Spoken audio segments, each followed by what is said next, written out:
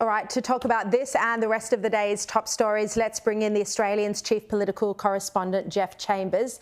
Geoff, thanks so much for joining us. Now, we've just heard this Herald poll showing that support for The Voice has slumped to 43%. This is 1 week into the official campaign, when ad campaign has been in full swing. We're seeing that the no vote is the highest it's been at 57%, the 5th month in a row that the yes vote has fallen. What is the Prime Minister doing now to get this back on track, or is it just too late?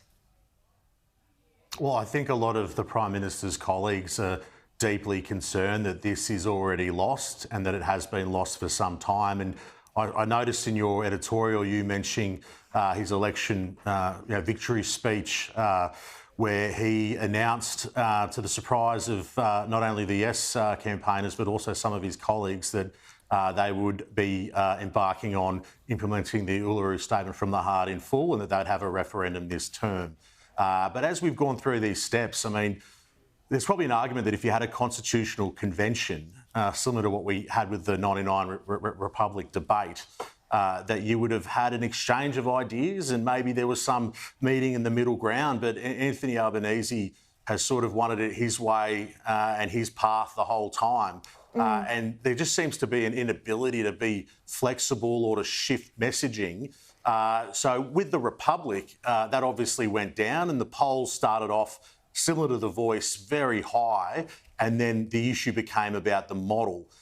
With The Voice, it's such a singular issue that the model itself, so we start off with the concept of a voice that people are very supportive of, but the model came out very early in the piece. And I just think not only for those soft voters, but you're hearing more and more in regional Indigenous communities about they're confused, they don't understand what this will do for them, and they don't trust Canberra.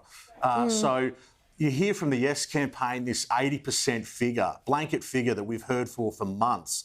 There's very little detail in and around that, because it's pretty hard to do proper polling of Indigenous people when it comes to this. So, I think that Anthony Albanese absolutely will wear the result, and we're seeing in the polls, it's not just the support for The Voice that's plummeting, it's also his own personal standings and that of Labor as well. So, and they're having that effect on each other. You know, the more that support for The Voice falls, the more that support for Albanese falls, and vice versa. But Geoff, I think it's interesting that in political circles, conversation is now starting to turn to how Albanese handles this afterwards. How does it affect his prime ministership?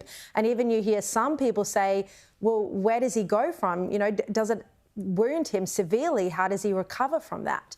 But Labor, Geoff, Labor did have a win today. Their $10 billion housing fund will pass the Parliament. It finally got the backing of the Greens. This has been months of tense negotiations in the Senate. Have a quick look. Can the Prime Minister update the House on additional funding for public and community housing he's agreed to with the Greens today to ensure that the Housing Australia Future Fund bill passes the Senate this week? I am indeed very pleased that the Housing Australia Future Fund now has majority support in the Senate.